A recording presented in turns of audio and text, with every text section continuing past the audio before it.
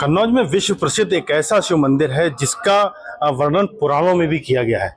ऐसा माना जाता है कि माता सती का यहाँ पर कुछ अंश गिरा था जब वो सती हुई थी। उसके बाद शिव जी उनको लेके चले थे।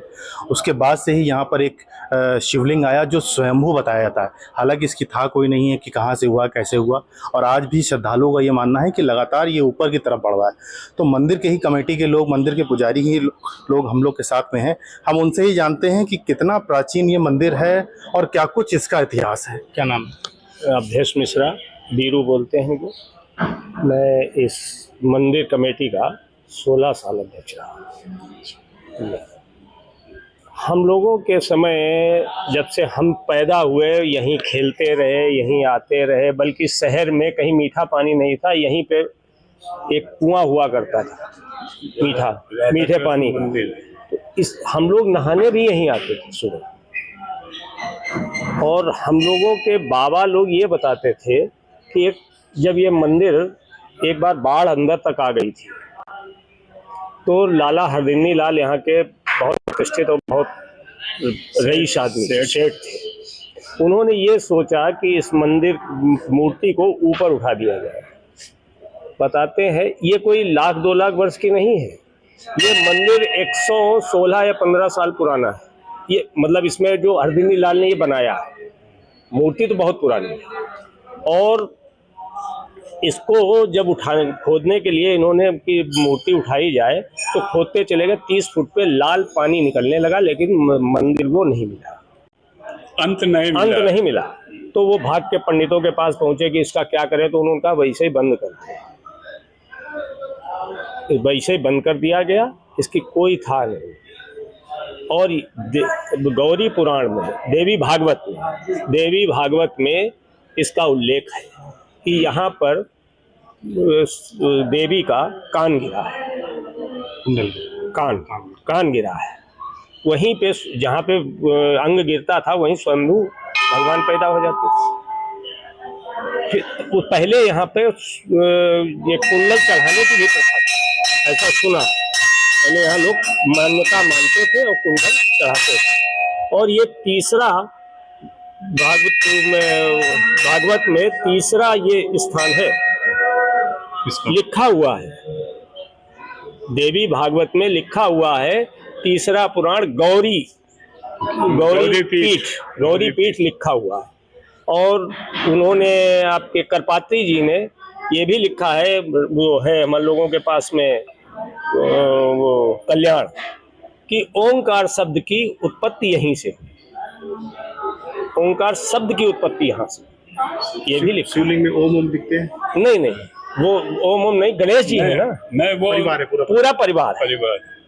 ये और आपके ये रखा हुआ है यहाँ पर उत्तर प्रदेश आर्कोलॉजी का, उसमें लिखा हुआ है ये 16वीं शताब्दी का, 11वीं शताब्दी का, 7वीं शताब्दी का।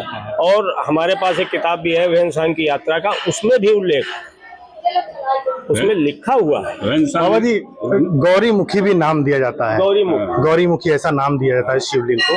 तो लगभग पूरा शिव परिवार विद्यमान है। तो ऐसे में सावन माह में कितनी लोगों के ऊपर कृपा मिलती है? शिव जी के साथ साथ पूरा परिवार। वो तो सब पर ही कृपा करते हैं। अब ये अनुभव करने की बात है कि हमारे ऊपर कितनी हुई, कितनी नहीं हुई है। हमारे वो तो ऑर्डर लानी है, वो तो सबके लिए जो है दयालु है। अच्छा पंडित जी, एक कहानी है कि 1000 पुजारी आते थे, माँ गंगा यहाँ पर आती थी। तो ये क्या कुछ कहानी है? ये हम बता दें इसका उसमें है। ह्वेन-सान ने खुद लिखा है इसको। ह्वेन-सान ने लिखा है। ह्वेन-सान तो हर्ष काल में आया है। तो 1000 पुजारी पूजा के लिए नियुक्त थे। ये किताब में है बाकायदा। सावन माह में श्रद्धालुओं को कितना पुण्य मिलता है? यहाँ पर आते हैं, पूजा पाठ करेंगे, सच्चे मन से आते पूजा करते हैं। तो बहुत सालों से आप भी यहाँ पर असीम पुण्य है। इस पुण्य का वाणी से वर्णन नहीं किया जा सकता। ये तो बाबा ही जाने कितना पुण्य मिलता है, कितने भक्तों का कल्याण होता है। अगर कल्याण नहीं होता लाखों की संख्या में भक्त आते कैसे हैं? पहली बात कहाँ से भक्त आते हैं यहाँ पर? ऐसा कोई प्रदेश नहीं है भारत का जिस प्रदेश से भक्त यहाँ ना आते हों। विदेशी भक्त भी यहाँ आते हैं, अंग्रेज भी आते हैं। अमेरिका से भी आते हैं, विदेशी आते हैं। हाँ विदेशी आते हैं। और यहाँ तो एक बात तो अभी इसी बीच में रूस के आए थे, अभी आए थे रूस के। हाँ। ऐसा भी कुछ है कि शिवलिंग अपना आकार कुछ बढ़ा रहा है या ऐसा कुछ चीज? अब ये बाबा की महिमा है। हाँ पहले किसी जैसे- नापा नहीं है। हाँ अब ये है कि आपकी नज़र में बढ़ गया और दूसरे की नज़र में न बढ़ा हो।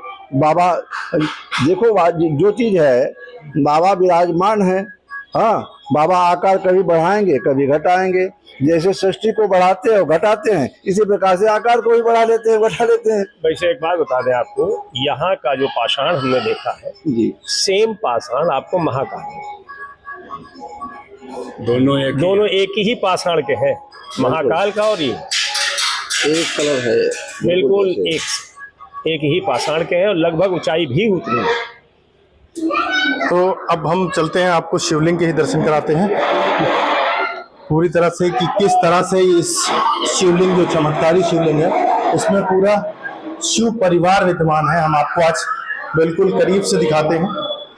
ये बाबा गौरी शंकर मंदिर है, इसको गौरी मुखी शिवलिंग कहा जाता है।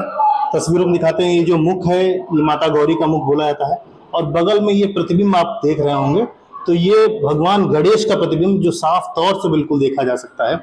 और बीच में भगवान शिव हैं और इधर जो बाएं साइड में है आपको दिखाते हैं, यहाँ पर एक कुंडल बना हुआ है।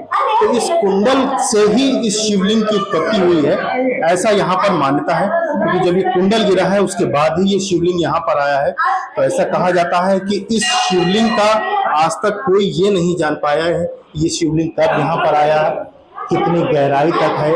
लेकिन विदेशों में, पूरे देश में शिवलिंग की अलग एक मान्यता है, अलग एक लोग इसको पूजते हैं। और एक खासियत और है इसकी कि इस शिवलिंग में पूजा करने पर भगवान शिव के साथ साथ पूरे शिव परिवार की कृपा यहाँ पर भक्तों को मिलती है। सावन माह में या यूं कहें शिव माह में यहाँ पर श्रद्धालु बहुत दूर दूर से दर्शन करने आते हैं और पूजा अर्चना करते हैं और श्रद्धा भाव से अपनी मन मांगी मुराद यहाँ पर पूरी करते हैं। अमित मिश्रा, TV9 भारतवर्ष, कन्नौज।